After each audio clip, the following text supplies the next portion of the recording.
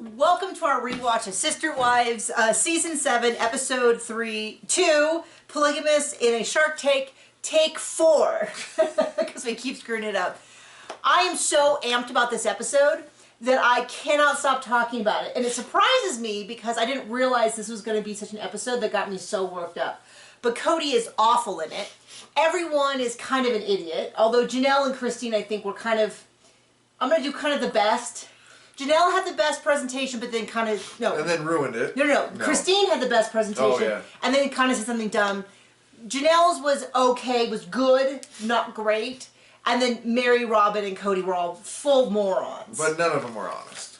None of them. But it surprised me how worked up I got about this episode. So, and this morning we had to kind of like rearrange everything a little bit. After our OnlyFans filming? No. So, for those of you who've watched our Patreon, you don't have to, but just so you know, we have started watching episodes. I'm so confused on what we're doing. We have started testing a new feature on our Patreon where we watch the episodes that we are rewatching and we record our live reaction. Right? We're testing this, yes. And if you ever watch one of those, you can see that the rest of because it films right here, so you can see the rest of the room. This is a guest room that I have repurposed as my office. I have this bookcase, I have this very small desk, and the rest of it is just a bedroom. And the way this sits is right up against the bed. Anyway, the point is we have someone painting our house. Right here is a balcony, and so to paint around the balcony, it made more sense for them to come through the house to here. Anyway, the point is, when they did, because I have a bunch of junk everywhere, they knocked into this, so I had to fix it. And I was like, oh. What's this? This is a ring light with a camera mount on it. There you go. And I was like, huh. I wonder if they think we film on that bed in a more explicit manner. Because I do think there's a number of people who work for us who are a little confused at what we do. And because we're not eager to share, I always said that I'm an author, because I am in fact an author. Here's a bunch of my books. I have about 25 out. They're all cozy mysteries, which are murder mysteries solved by an amateur sleuth. No sex, no cursing, no... Fun. Oh wait, there's plenty of fun. No gore, like there's not brutal, I can't put those back, brutal murders or anything. So I don't tell people I write, but like our air conditioning guy who comes out for the swamp cooler, I don't think he buys it. Because he's always like, so what do you guys do? Because we're always home. We're always home. Because they normally just say, hey, we'll just stop in when it's convenient. And we're always here when they stop by. So anyway, it would not surprise me if one day I hear a rumor that is only slightly more embarrassing than what we actually do, which is make fun of polygamists. Anyway, long story. Let's get into the episode. This is Polygamist in a Shark Tank, and this is the episode. This surprised me. In my memory, if you had asked how much space there was between last week's episode, where they talked to that guy, and they were like, hey, would you give us money? And he's like, this is not a presentation. And this episode, I would have guessed, I thought this episode was coming later in the season. Nope, next episode. So they have 3 weeks between last week's episode and when this is filmed. Last week's episode and when this was filmed seems like it's within a few days. And then they have 3 weeks until they're meeting with the same guy and the rest of his team to pitch their idea. Which shocked me because I was like, their first thing was not even a presentation. I don't actually watch Shark Tank, but I see a fair amount of the pitches on TikTok, just through various TikTok videos that are like, here's a 5-minute, I would say 1-minute pitch. To where I already feel that I am better prepared than they are. And so they meet at Mary's house for a meeting. What is our goal? He sends them home to do 48 to 24 hours to think about their grand vision. It's not even funny, like, that they are trying to consider this a business, because it is just so far from being anything but Robin's stupid hobby that's never going to make any money. And they all know that, and they've all said it. Even Mary has said, I know that you've dreamed of doing this since you were a young child, but this is not my dream. And so it's like, even this idea of like the family wanted to do it. Cody and Janelle both called it a hobby business. Oh, and to be fair, the only way it ever works or would work would be is if she took it over like she took over paying off her debts and just not. Just not like doing just it. getting these loans and then. So yeah, if she basically embezzled. Yeah. Stole money. You mean like what she did eventually to the other wives. Well, what's crazy to me is they spent months on the commitment ceremony and they're giving themselves 3 weeks for this. And it's infuriating to me because, okay, on one hand, Janelle knows better. On the other hand, I think Janelle knows better. Like, she knows this is not going to work. So she's like, the less information they have, the better. Because the more data we give, the worse this looks. That's a very generous reading of Janelle. Cody's whole attitude, and he says it explicitly somewhere in this episode, everything we touch turns to gold. So this will work out too. And I was like, no, that is not my view. This is... So what did Mary's business turn to eventually? Because he didn't touch her, and she did okay. Well, my thing is, Just saying. He got a reality TV show with a huge paycheck. And the paycheck is the only... the money is the only thing that has made things work. It has not been their brilliance, their ideas, any of this. In fact, I would say that if we grabbed 5 random people, like if we went to a restaurant and grabbed 5 random people and somehow gave them the same amount of money, I think most of them could have made better decisions. I mean, and my faith in the general public is pretty low. Mm-hmm. But it's higher than these folks. I mean, I kind of feel like if you gave us... The theory is that back then they were making well over $1 million. That's the theory that they were making. And they still had no paid-off houses in Vegas. The theory that I've heard, it has never been proven, these are all alleged, is that they used to be making about something like $600,000 to $800,000 each. And then when TLC cut it, they went down to total. That they made that much total split between them, which, by the way, was not split between them. It went into the family filming thing. It went into Robin's money-sucking fund. And I think what's funny is what they... anyway, I won't get into all of that. But they were making a lot of money. If I have one wish straight to TLC's ears, is that at some point, when they're thinking of threatening to cancel the show, they say, you know what, actually, we will give you another season if you let us get a forensic accountant in and explain where the money went. Because where did the money go? We know where it went. I think it would be really shocking. There's a lot of assumptions. Like, I've seen a lot of people say that Mary put more into the family than anyone else. I don't think that's accurate. I would like to know, but yeah, I don't think so. But absolutely, I believe that Mary, Janelle, and Christine all financially walked away with less. I don't know if Mary's money, went back into the business. My guess is that she was already on the outs, back into the business, back into the family. I'm guessing that she did some of it, but she kept a lot of it for herself. As she should. Yeah, and the rest of the money went to gaudy jewelry and bad prints, or good prints, but prints that don't appreciate the money, and tchotchkes for Robin's house. Well, and when he says bad jewelry, he doesn't just mean my sister wife's closet bad jewelry. He means bad jewelry for Robin and Cody, like the horse ring, but also additionally that big huge house, the property next to it, and the fact that Cody's name is on every piece of property, and so Robin's name is on, I think, almost every piece of property. I think there's one piece of property that has Janelle and Mary and Cody's name on it. Anyway, we're getting distracted. Mary and Robin go out to lunch again for Mary to once again apologize for wanting to go back to school, and Robin explains to us in explicit detail why it was a bad thing for Robin, how it's not fair that Mary shouldn't have her own life.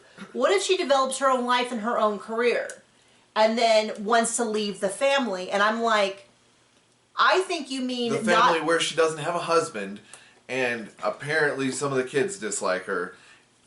Some of the kids do like her, though. People always point out that a lot of the kids dislike Mary, and I have to say, yeah, but a lot of them do like her, so...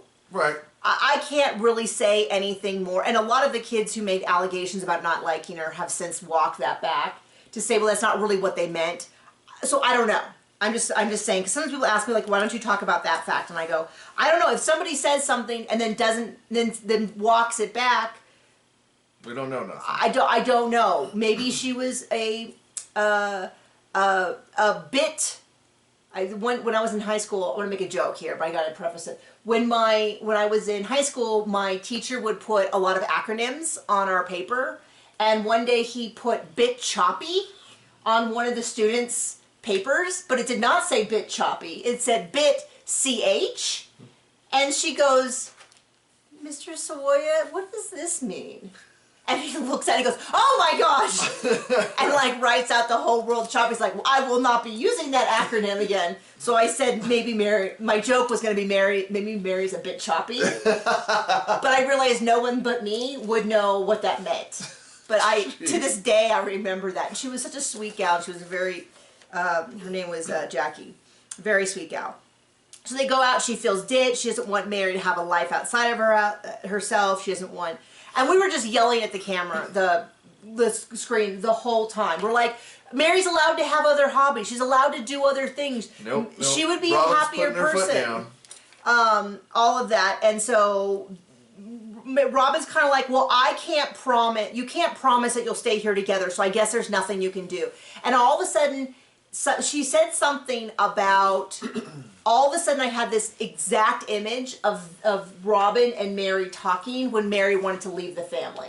And it's the exact same dynamic of like Robin being like, you can't leave, and Mary being like, but I'm not happy, he doesn't want me, we're broken up. And she's like, but you're gonna leave me, and all of that. And I thought, well, what's funny is I wish I had thought of that back when that was happening, so I could have pulled up the clip and been like, this is exactly what she's going to do to Mary as she tries to leave, because it's exactly the same dynamic. Okay, next cuts over. I know we're going through this really slow. Nancy, Cody, do you want to talk about Cody's interview outfit? Because you called it right off the bat. Oh my gosh, denim on denim. Otherwise known as a Canadian tuxedo. Apologies to my Canadian friends. I don't know if that's offensive. But yeah, he's got denim on denim. It really bothered you. A denim shirt with a denim, obviously, jeans. You'd think with 4 wives, one of them would be like, that's a fashion faux pas. So Nancy, they're meeting with Nancy to talk about this. I didn't know that they had this much drama about how the business was being run. But Cody admits to making stuff up again. When did he? Oh yeah, at the end of that. Yeah, so he's like... We can't have... Well, first of all, I think the solution to this problem...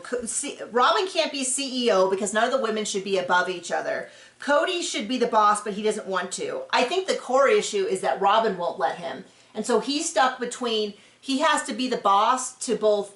To Janelle, Mary, Christine yeah. Want him to be the boss, but he's not allowed to be the boss because Robin will go chew him out if he makes any decision without her. Because that's Robin's baby. That's what I think really happened. And you know what the solution to that was? I'm going to tell you what the solution was. I mean, that's a baby that should have drowned in a bucket. Robin, this is Robin's baby. She wants to do it. Nobody else does. It should not be a family business. It should be Robin's business. It's not a business. She should get a set amount of money and then go do her own thing. And if she wants to bully Cody into it. But so anyway, he's like, Nancy...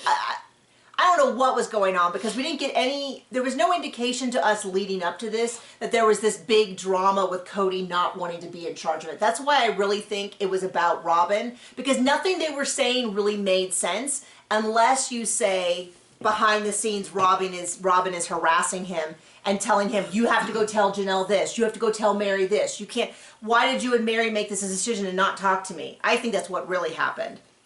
But of course, he can't be mad at his precious, beautiful, perfect wife, so it must be Christine's fault. Right. Or something like that. So he says, who's in charge of the financials? And he goes, oh, the CFO, oh, that's Robin. And Janelle goes, hold up. If Robin's in charge of the financials, why am I up till midnight every night doing the financial statements? And then we get this, which I have to say... Because Cody doesn't know how business operates. He doesn't know what a CFO is or what their responsibilities are or should be, and so he just makes stuff up along with Robin, who knows everything but really knows nothing about how anything works. Well, and it's like, well, if I thought Robin was the lead designer, but then I don't understand why Janelle was so upset about this, and I think that there was just a lot of stuff that they were sweeping underneath. Because she does all the financials for everything in the family. I think she's the only one doing actual work. She is the one in season 18 where she was like, I know where all the money goes in this family.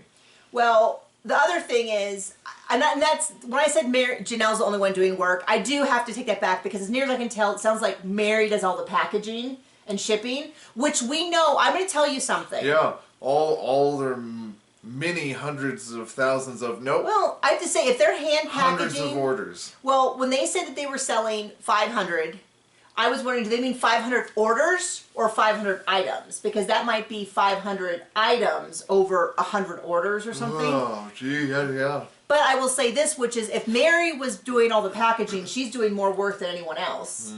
And yes. I will say this, which is, over the years, so Mary does the LuLaRoe stuff. And she, from what I understand of how she does it, she like had the inventory at her house. She'd do these parties. She'd show it. She'd ship it. I have never heard anything bad, other than LuLaRoe being an MLM and all of that. I've never heard people come back and say, I ordered from Mary and my order wasn't delivered. Yeah. It came broken. And I kind of feel like if that had happened even once, we all would have heard. So as far as I can tell, Mary does a kick-butt job at actually delivering products. I don't want LuLaRoe stuff. I find I'm more of a yoga pant gal or a pajama pant gal than a leggings gal. One, I don't like that much tightness in my frontal area. Two, I find, maybe because of my thunder thighs, I just find like pulling on leggings to be too much work for someone who drinks as much water as I do. So I don't find them freeing. I'm more of a, and for instance, right now, pajama pants with paisleys on them. Okay. So Janelle gets all mad about, she's like, why are you calling me CFO? Why are you calling her the CFO if I'm doing all the paperwork? It wasn't super clear to me what was kind of almost happening. But Janelle does say, I'm learning how to speak my mind. I'm allowed, and then Cody freaks out and starts screaming about how he's never allowed to make any decisions in this family. And he fully says, he's not empowered to make the decisions and lead this family. And after listening to him say that for a couple of years, after he has absolutely not been a leader. He's not even a husband to at least one of the wives in this at this time. So like, and then eventually 2 wives, and then eventually 3 wives. And then, right. I mean, he's just whining. But I couldn't believe how worked up I got listening to him go on and on and on. And then fully say, this is probably not factional. It's a bunch of emotional vomit. My note just says whiny baby, but it made me so mad. Okay, we're going to keep going. They meet together. They have about a little bit of time left. They have about 48 hours left before it. They go into like, who's going to say what. Mary freaks out and starts bawling because she didn't realize she was going to have to speak. We think it's deferred upsetment because of Cody not being a husband. Yeah, I that's the only thing that makes sense to me because... Or maybe they secretly had the you're not going to school talk. Yeah, I mean, she never went back to school, so I do wonder if something else was happening. Not because I don't understand being scared of public speaking, but because I've not seen that demonstrated from Mary over the years. Maybe it's... I mean, she's got a TV show. She's got a TV show. So she's in public speaking. She does a lot of stuff on camera. Every week at this point in time. There's only 8 people. I don't remember her having this problem when they did the debate. Remember the debate that they did? Mm-hmm. I'd have to go back and watch it, but I don't remember her crying and saying she couldn't public speak then. So I found it very odd. And like John said, it would make more sense if there was other stuff going on behind the scenes. Like maybe she had said something to Cody about sex and he had said no, never again, like he did with Christine. Oh man. Or something like that. Something like that. Because it just didn't make sense to me how upset. And she was really crying. These were real tears. Her eyes were super red. Like, when she's someone who cries and they instantly go red and she's sniffling. So I found that kind of odd. Not because I don't think public speaking is a fear. I think if Janelle had said she was more nervous, it would have made sense because Janelle doesn't talk a lot. I don't know. I find it very odd.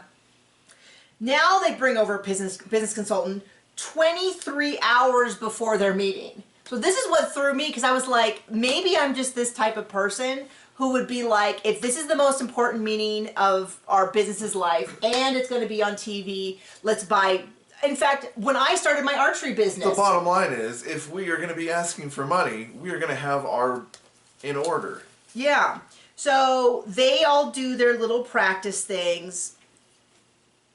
He talks about how the fact that Cody thought this could ever, or acted like this, he thought this could ever be a viable business is. when he says stuff like, we're great, stuff is flying off the shelves, and I was like, what? And then they said we've quadrupled our sales. So I am sure he's a great salesman because, you know, He didn't say anything. all they do is lie. Yeah. I mean, not all of them, but, you know. Well, my understanding is he used to sell billboard space, and I feel like that's the kind of thing that if you decide you want billboard space, You've already decided you want billboard space. right? It's like if I go in So wait, where did he do this? Lehigh, Utah. You'd think that'd be a set of transferable skills to bring to Vegas, don't you? I know, right? Well, he didn't want a job, John. Oh, silly me. That's what he's got the women for. Make that money. When he said that they quadrupled the sales, I thought of that famous Office clip where they ask Jenna's character, Pam. Pam goes, I doubled my sales. And Andy says, what, from 1 to 2? And then they cut to her in an interview and she goes, yep. And that's exactly what I thought of when they're like, we quadrupled our sales. It's like, oh, what, from 2 to 8? So Mary's freaked out. And crying, hysterically crying. Well, I wouldn't know. Oh, that was in the meeting before this one.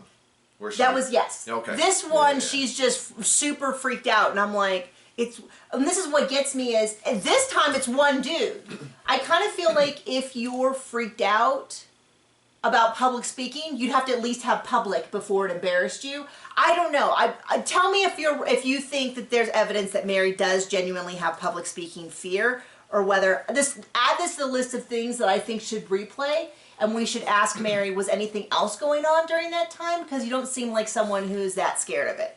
Now, the other option is, and this is, I think, not hanging, like, no one's addressing it, is this is a bad idea. And they are going in. It's not a bad idea. It's a terrible idea. It is a stupid idea. When we did the TV show, Knockout, we had a guy who was an executive producer who was the worst, and it became very apparent to me. Should have been fired within the first 24 hours. It became really apparent to me that he was a blowhard who was making everything up and didn't know what he was doing. He did not. And well, maybe he did. He didn't do anything, so. Well, it was somehow a combination of not doing anything, but when he did do it, it would have been better if he did it. Yes. And I remember having to go somewhere with a meeting with him and being absolutely almost vomiting sick because I had to sit there and smile and try to sell this product with this guy that I knew was doing a bad job. So maybe that's what's going on. So anyway, they get into the meeting. I'm shocked because they only have like 2 posters. They do not hand out a pamphlet or a booklet or anything. So ahead of time. we're at the investor meeting. We've skipped the terrible in front of the business consultant meeting. Oh, I did that. That's where Cody said. So we're done with that. We've moved. Yeah, he says we're doing great. Stuff is flying off the shelves, and I'm like, what are you talking about? So everyone's freaked out. Once again, we're at Mary's house. I mean, that's only a lie if you consider him saying he's got 4 wives a lie. So the next day they go in. They meet. How many people do you think were in that room? 8. I don't know. I mean, not including the 5 from Sister Wives? The 5 from Sister Wives and maybe like 6, 7, 6, 8. 7 people. 2 of those are people they've already met with. They're buddies.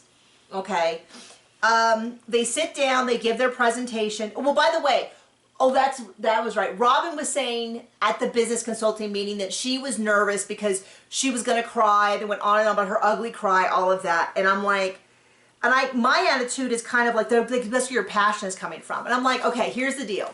If you're giving a business presentation. And asking me for money if I'm giving money. And here's the deal. If you choke up on a certain line, like I was inspired by my mother who passed when I was 15, that is meaningful.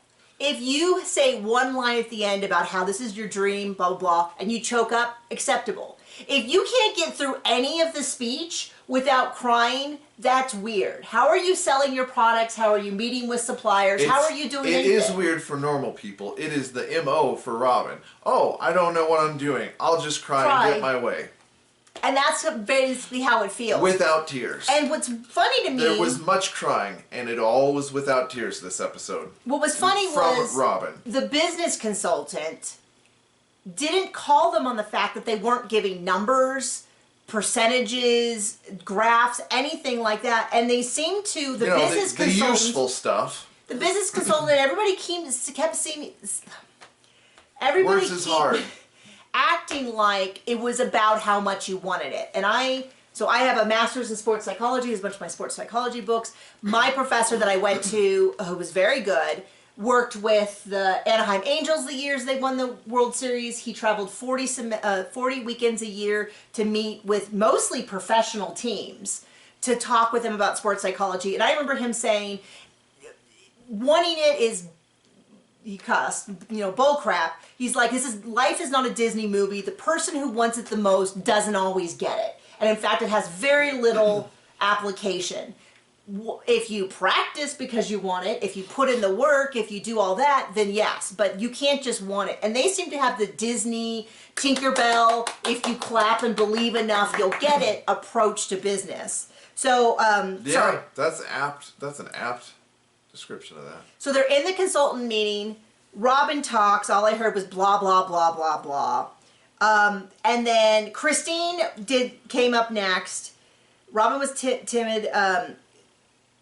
The consultant suggests that Cody be in charge, and I didn't even see him. Did you see him speak? It felt like Cody and Robin just kind of were like, we want this a lot.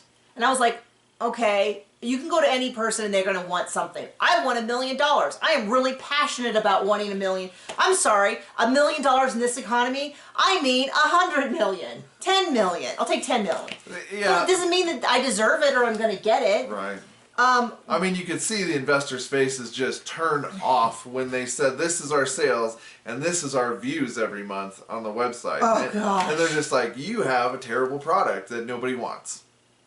Oh, and then, Cody goes, everything we do turns to gold. And I'm like, oh, okay, well, then why are you asking for $2.3 million? I saw that number on the screen, and I literally clutched my imaginary pearls because I thought they were going to ask for like 200,000 or something, right? No. Did you expect 2.3 million? I mean, they would have better... I have very low expectations for this family, honey. They would have better luck robbing a bank to get 2.3 million than I think. Are they out of their mind? I was shocked. Okay, so then Janelle. Christine really steps in it too. Well, hold on. Janelle does the whole thing where she explains that they made $4,500 the first year, and I'm going to call bull crap on that actually being profit.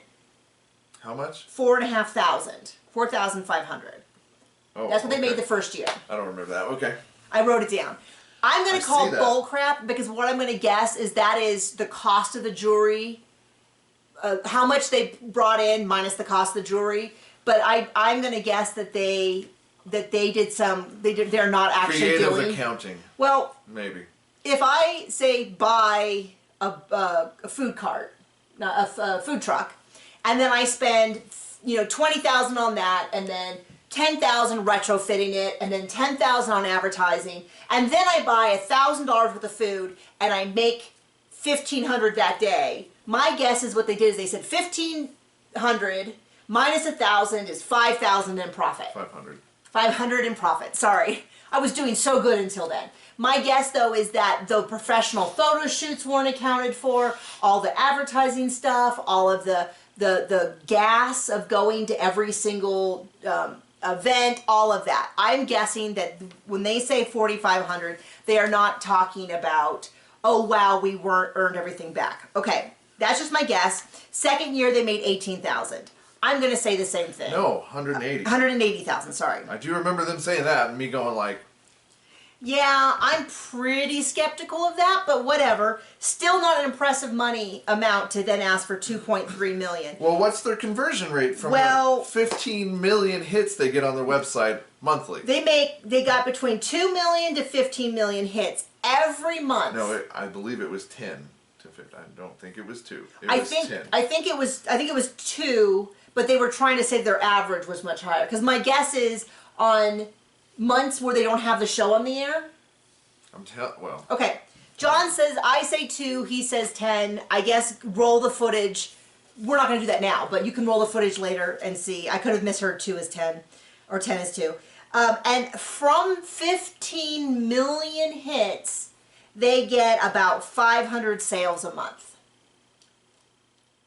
So the conversion rate is, let's just call it what it is, non-existent. Very, very, very low. And that was my shock, because what they're saying that $2.3 million will be used for is marketing. And it's like... Marketing for something that people see on their TV every week. Yeah. So, hold on. And so, a couple more facts. They had said, Christine does this whole thing about the demographic is this. Christine, I thought, did a good job, because she said things like, women in our demographic prefer... silver to gold or whatever. They buy jewelry for themselves, lots of stuff like that. I mean, she did good right up until the end where she's wait, we're not there yet. You stop, because I have big opinions on that being what tanked their presentation. It's not what tanked, but it was dumb as heck. Well, yeah, but it's not any dumber than Robin saying, our goal is to create jewelry for women who work hard, and this will give them the courage to do their job. I'm like, ugly jewelry gives you courage? I'm like, that's nice and all, but that is not, that's not what's happening. Right. It's not, people don't want it. No, I mean, the bottom line is this was not a business, and to ask for money was laughable. So they're asking for they're going to offer 20% of the business in exchange for $2.5 million. They're going to work hard.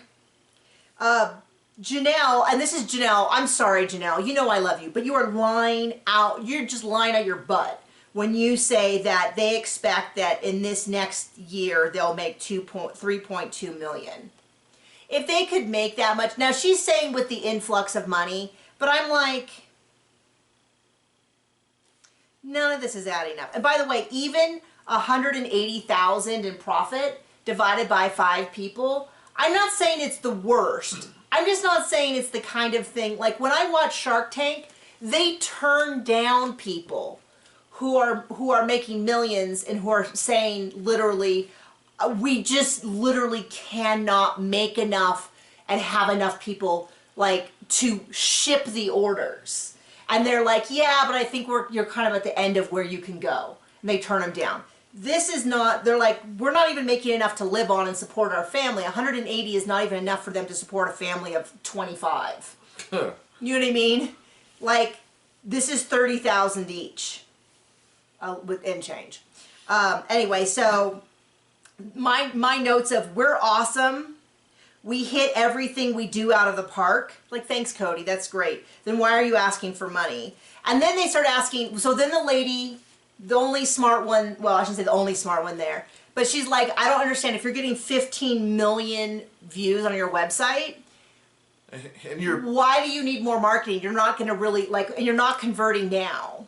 And they don't really have a great answer for that. And I'll tell you, so, once again, I'm an author, and one of the things we actually do is run ads. And one of the big signs that there's a problem is that if you can get people to click on your ad, and then they don't convert to buying, it means that your cover, your blurb, or potentially your price, but probably more cover and blurb, are not what people want. And the only way to fix that is to make a different product. This book doesn't sell, then you write this book or whatever.